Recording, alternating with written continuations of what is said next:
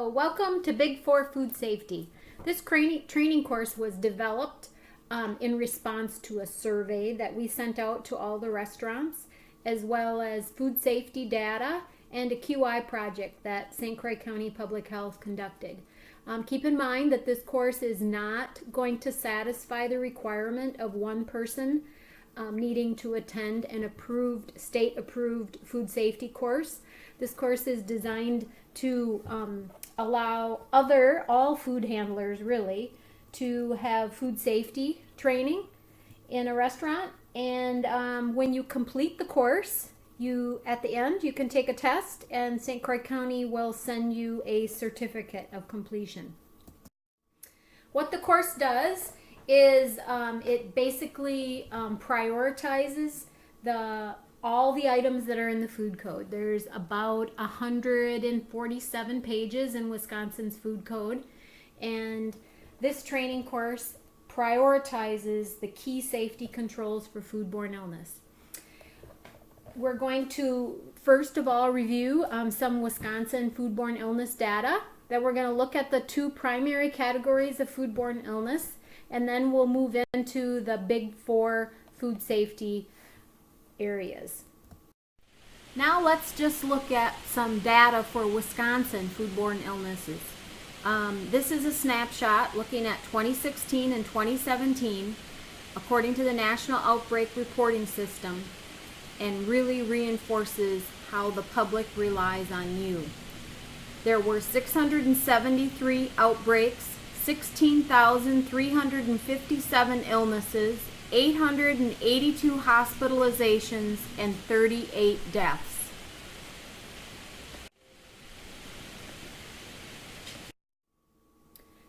There are two primary categories of foodborne illness. There's bacterial illnesses and there's viral illnesses. And they're completely different. The safety controls are completely different. First of all, bacteria, the bacterial type of foodborne illnesses, the bacteria grows in the food, and at unsafe temperatures, it's estimated that the bacteria will approximately double every 20 minutes.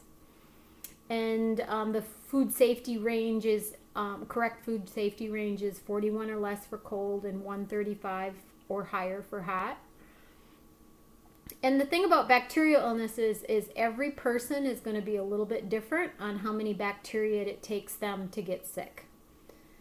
Viruses, on the other hand, they don't grow in the food, they grow in the human body, and then they're shed through our stool or feces. If a food handler doesn't effectively wash their hands after they use the restroom and they're shedding virus, and they touch a food with their bare hands, the virus can be transferred onto the food, and it only takes just a few virus for people to become sick if they eat that food that's been contaminated with virus. So the Big Four Food Safety course, it divides puts things into four baskets, four priority areas. There's food handler health, clean hands, no bare hand contact, and then food temperatures. So first, let's look at food handler health.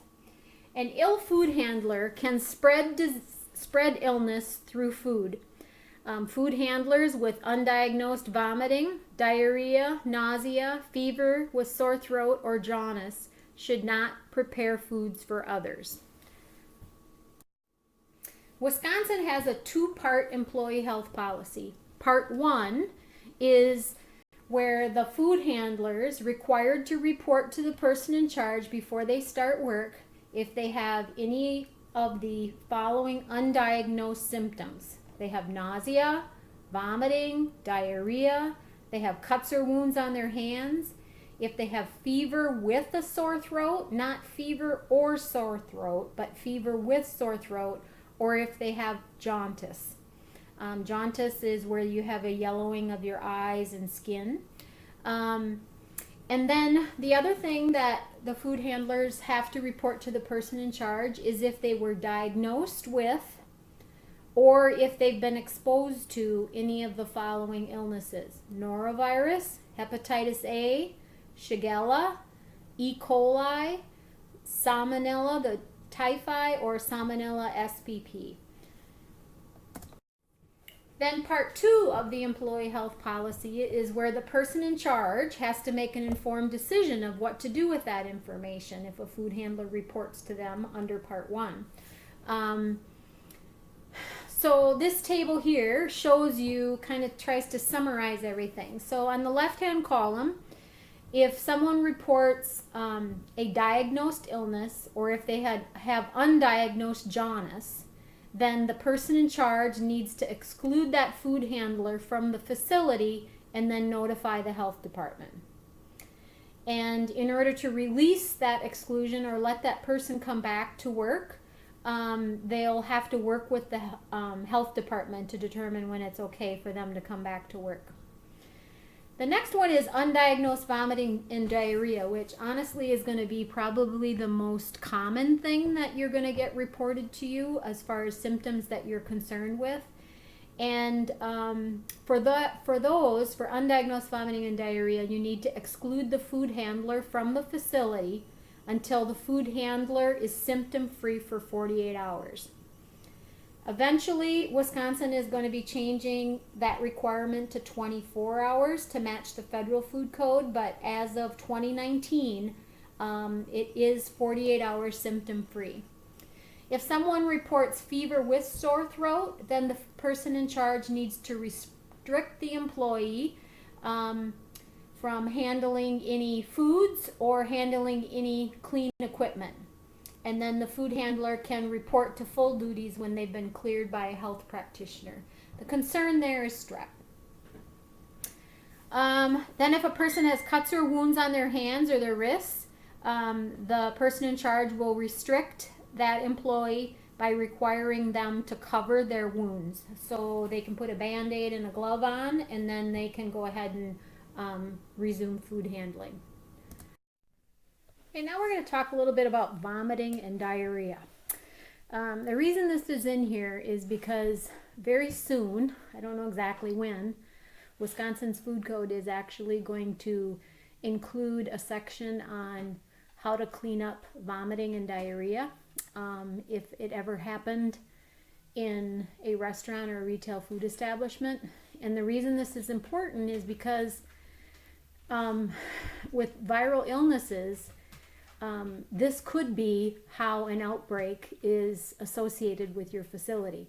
If it's not cleaned up correctly, or if it's a food handler that cleans it up and then goes back into the kitchen and handles food, and then people that eat that food could become sick, or out in the dining room where someone throws up, that virus, when they throw up, it's, the particles in the air contaminate areas, then and that's how people get sick.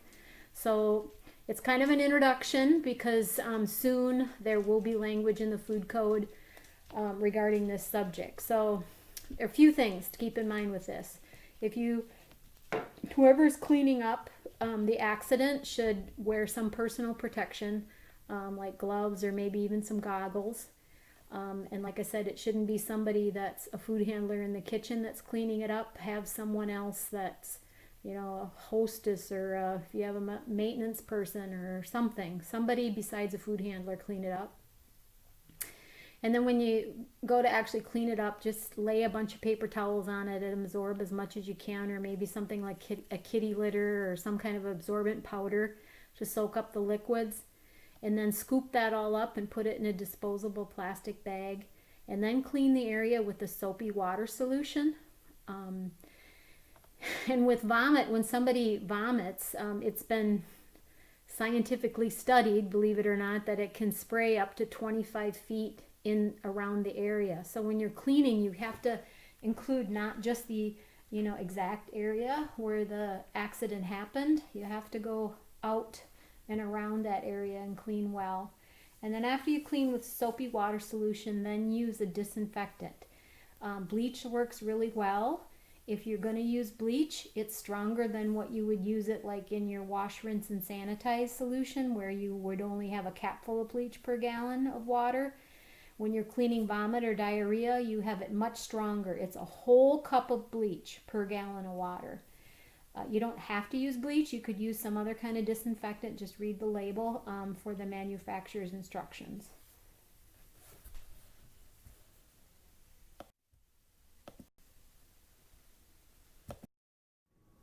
Now, let's talk about clean hands, okay?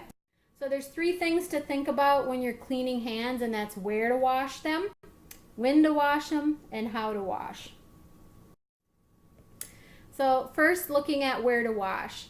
You should only wash your hands in designated hand sinks. Don't use the food prep sink, and don't use the utility sink or the 3-compartment basin sink. Make sure that you always keep the hand wash sinks accessible. Like in that picture, it's a clean area. You know, you don't have a garbage can or anything sitting in front of it, or a rack with foods or something and blocking the entrance.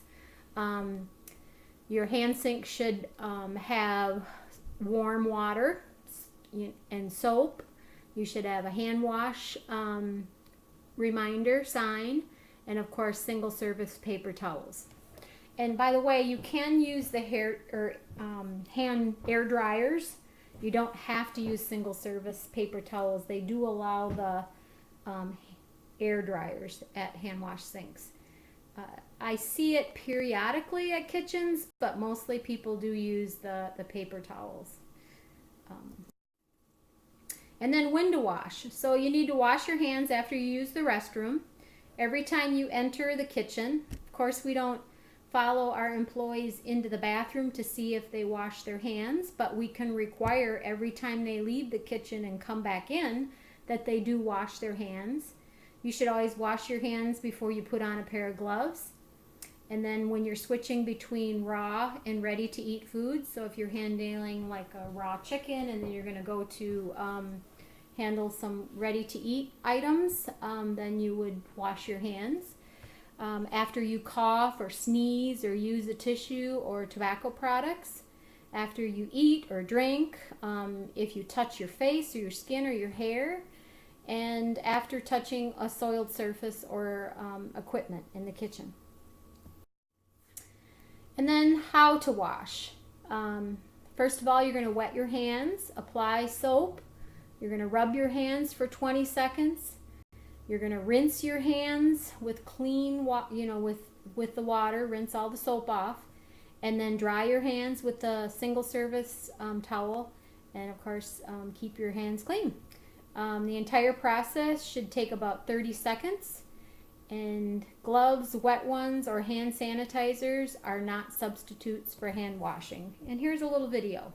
Welcome to Big 4 Food Safety and our hand washing video. First, turn on the faucet, make sure the water is warm. Wet your hands.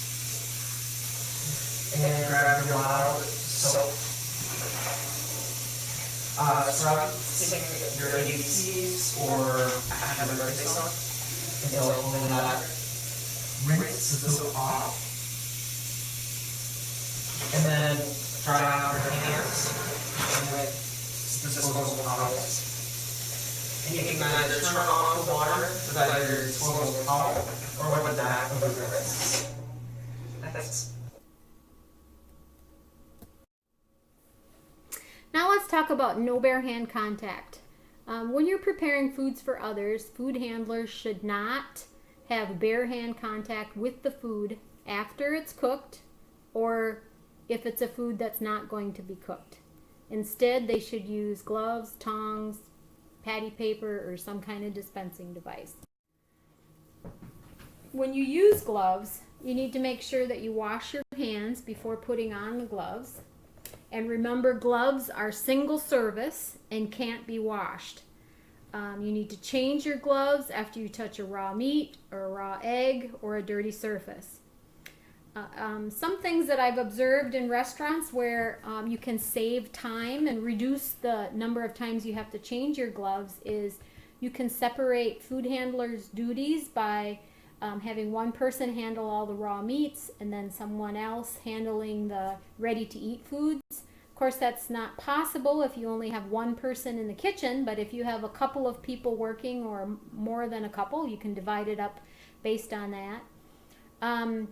When you're gloved, another way you can save time is if you have on a pair of gloves and you need to handle a raw meat or a raw egg.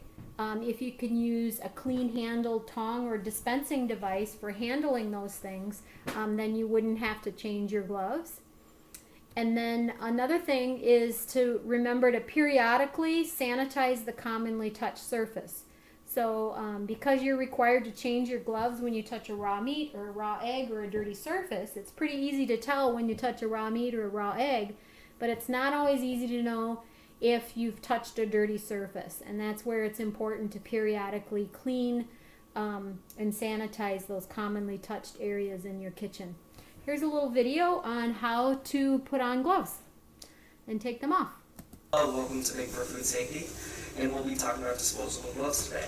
I've already washed my hands as well as made sure to not touch any other gloves than the ones that I need, and I'm already throwing them on. Gloves are single purpose, so what that means is that you will have to exchange them after touching a raw meat, a raw egg, or any other type of dirty surface.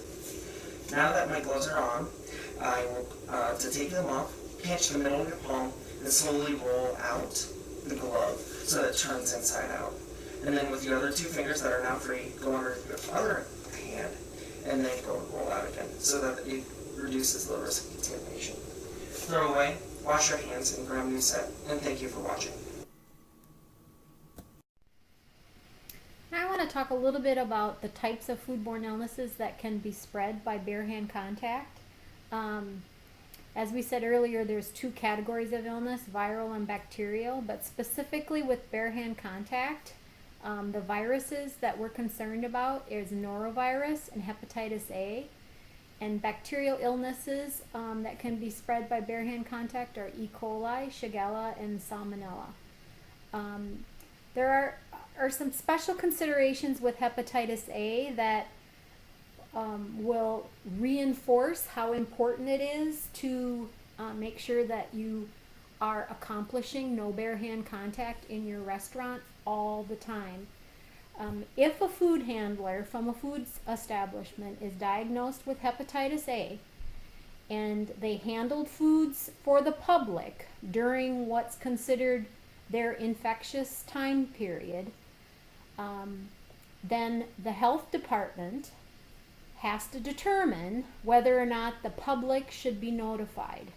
What that means is that in the case of hepatitis A, there's prophylaxis that's available, that if someone is exposed to hepatitis A, they can receive this injection, and then that can prevent them from getting hepatitis. And so when a food handler is diagnosed with hepatitis A, the health department is notified. We do an interview with them, and if we find out that the person that has hepatitis A is a food handler in a facility for the public, then we figure out what their infectious time period is, and if they were on the schedule and worked in their restaurant during that time period, then when we go in to do an environmental assessment at the restaurant, really what it boils down to is we have to figure out, did that food handler touch any foods with their bare hands? Because that's how they would spread the hepatitis onto the food. So we have to be very confident that the restaurant has strict policies around no bare hand contact. If we're not confident of that, we have to protect the public. And what we do is we put, in the newspaper, radio announcements, whatever, and we notify the public that if they ate at this restaurant during such and such a date period, from this day to that day, that they can come to the health department and receive prophylaxis. This could be, devastating to a restaurant's business. Sometimes, when this happens, restaurants don't recover from it. They lose their business. So it's really, really important. Hepatitis A is is more serious than norovirus. It affects the liver, and so it's on the rise across the country, hepatitis A. So you never know if it could be that one of your food handlers would come down with it, and so it just really reinforces how important it is that everyone uses no bare hand contact all the time with foods that are cooked or ready to eat.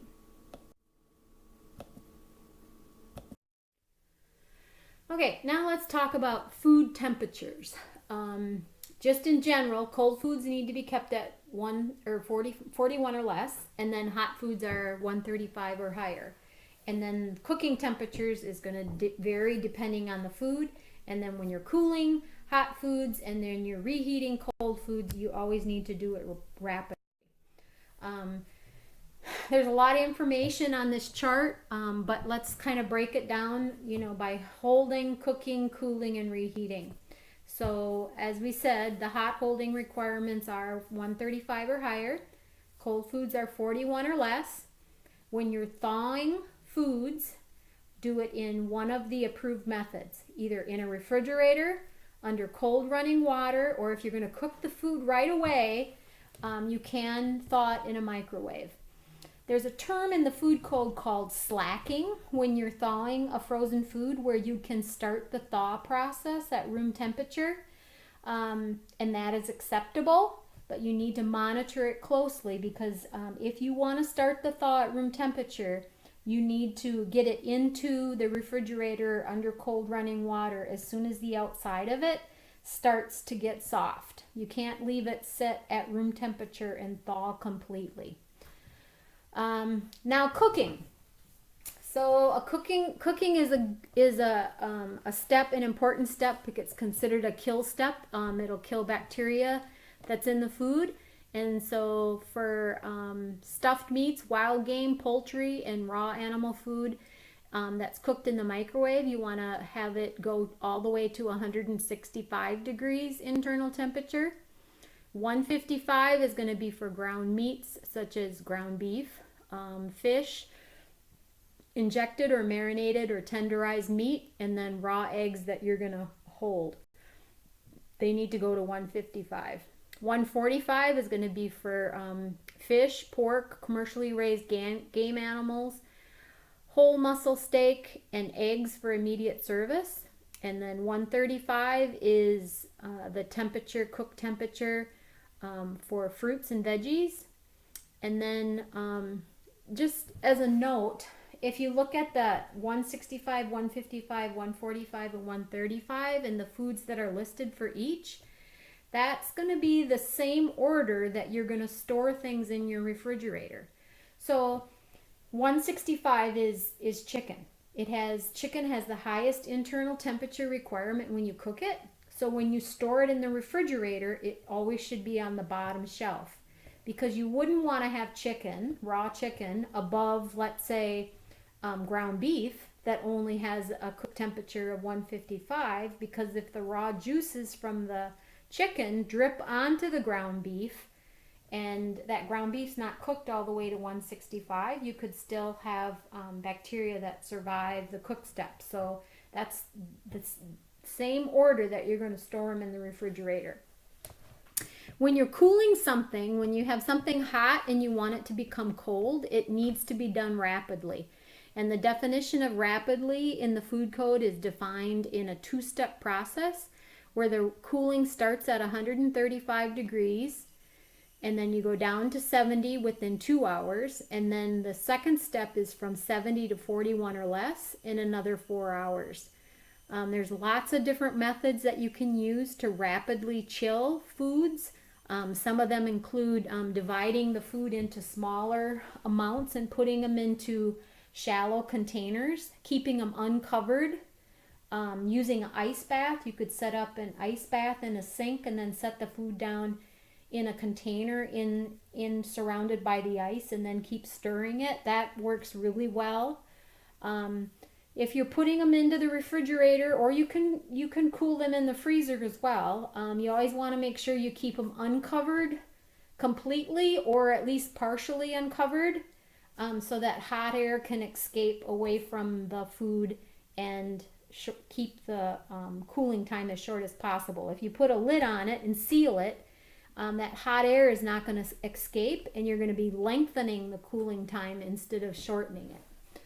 And then kind of the same idea when you're reheating foods, you want it to do it rapidly, and rapidly for reheating is defined in the food code as within 2 hours.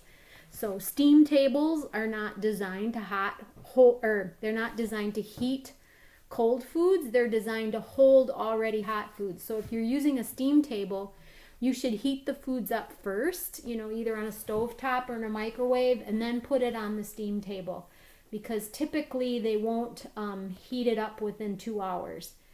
Another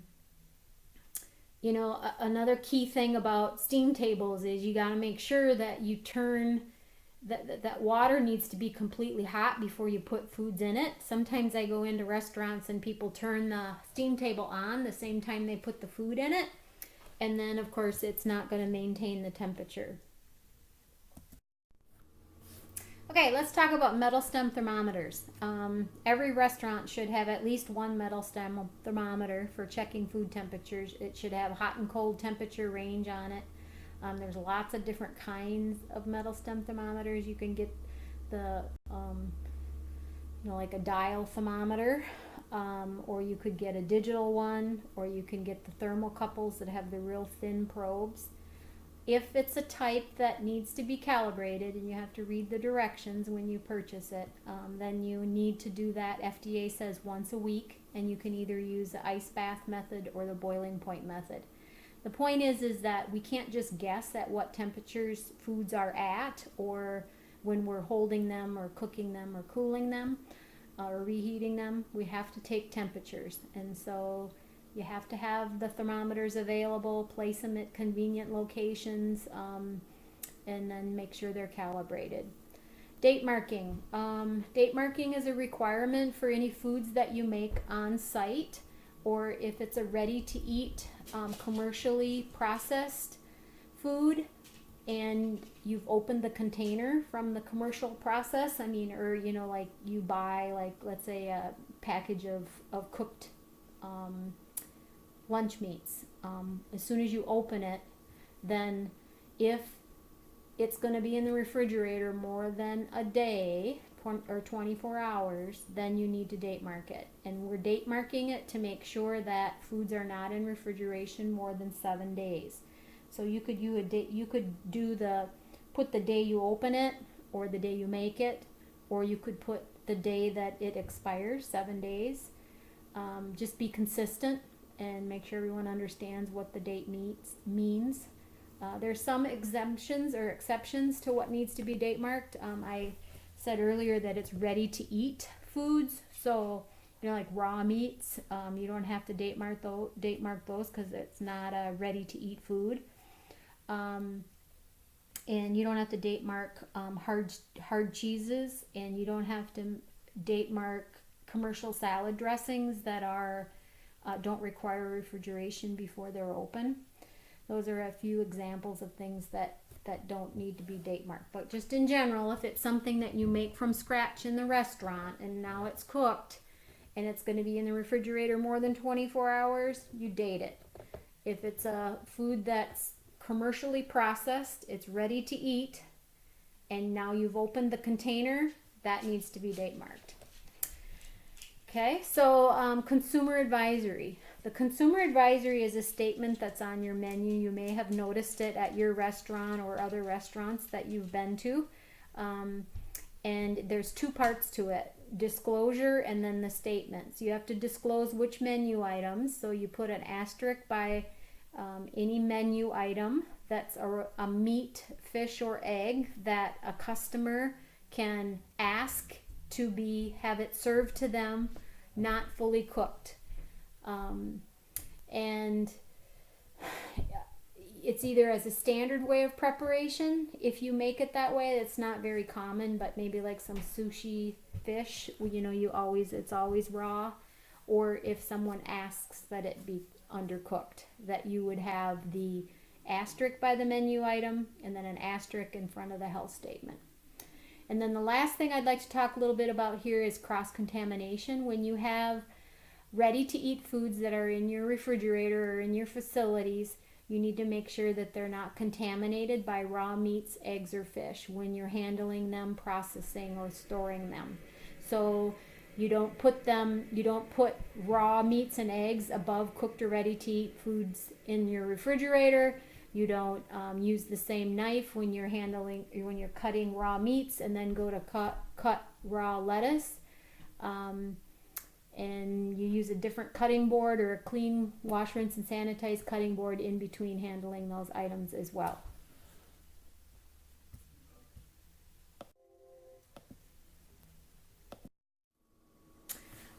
This last couple of slides on here, there's a lot of information on here, and this is one of the handouts that's in the Big Four Food Safety Toolkit, but it's the most common foodborne illnesses.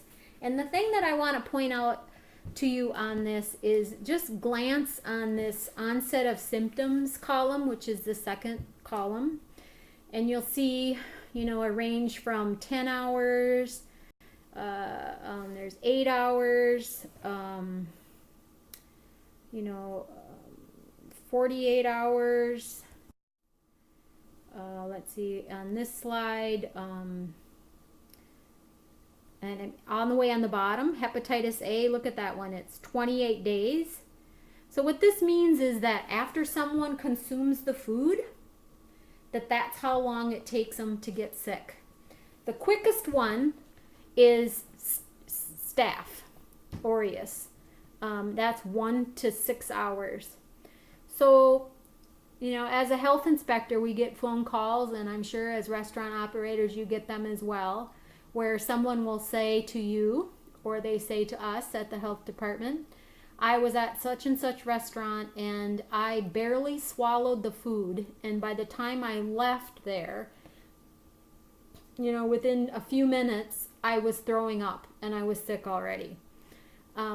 These onset of symptoms are averages. It's possible that someone could get sick sooner, a little bit sooner than what this is, or maybe it takes them a little bit longer than what it says here, but this is the average. But you have to think of it as if there's bacteria or virus in the food, it's going to take a while for your body to identify that and say, alert, alert, let's get it out of here. And so it usually does not happen immediately, at the restaurant while they're still at the restaurant. The other thing on this table is it shows the length of the illness, the signs and symptoms, and then the common food sources. And like I said, this is in the toolkit. It's a handout in there if you want to print that off and use that as a reference. The number one foodborne illness, the most common one in Wisconsin and across the country, is norovirus. That's what most people call the stomach flu. It's the one that you hear about on the cruise ships, and it's very, very common. Okay. All right. So I think, I kind of went through everything a little bit fast, but if you have any questions on anything, this is the email address that you can send your questions to. And on the same website where you found this course is where the quiz is available. You complete the quiz and send it into the health department. The address is on the quiz. You could scan it and email it to me, and then we will review your quiz, and then the county will send you a training certificate. Keep in mind, this course does not satisfy that requirement of having one person that goes to an approved state-approved food safety course like ServSafe. This is just a nice way to get more food safety training to more people in your restaurants. And I tried to simplify it into these 4 priority areas. So the 4 priorities are employee health, no bare hand contact, clean hands, and food temperatures. If you remember those 4 things, those are the most important things in the kitchen. A dirty floor, sanitation is important, but it's not going to cause a foodborne illness. If there's spaghetti sauce splashed on the wall, it's sanitation, but it's not going to get anybody sick. It's those 4 things: employee health, hand washing, no bare hand contact with foods cooked or ready to eat, and making sure that foods are held at, cooked to the right temperatures, cooled to the right temperatures, and reheated to the right temperatures. For more information on Big 4 food safety with I call it the toolkit, there's some handouts, there's other information there, and we also have the course in Spanish, and potentially we're going to get in some other languages as well. Go to www.sccwi.gov, that's St. Croix County's main website, and then in the search box type in Big 4 food safety, and the course will come up. Thank you very much for your time, and we really appreciate you understanding how important this is and protecting the public.